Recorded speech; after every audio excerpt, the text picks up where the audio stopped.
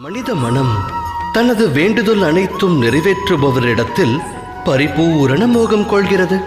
அங்கம் கொள்ளும் ஆசை பங்கம் விளைவிக்கிறது. காரணம் என்ன? ஏனெனில் ஆசை என்பது மனித மூளையை வியாபிக்கிறது. ஒருவரது ஆசையை உற்றவரே அறியாவிடில் மற்றவர் எவ்வாறு அறிவார்? நிறைவேறும் என்று கனவு கண்ட ஆசை நனவாகாமல் போனால் ஆசை கொண்ட மனம் நிராசை அடைகிறது. நிராசையடைந்த அம்மனதில் போராட்டம் பிறக்கிறது. அழிவிற்கான ஆரம்பம் அந்த போராட்டத்திலிருந்து துவங்குகிறது.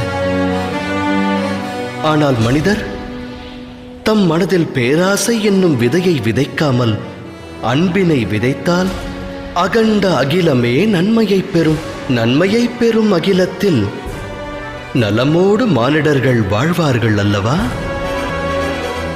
விதைப்பது எதுவென்று ஆலோசியுங்கள்.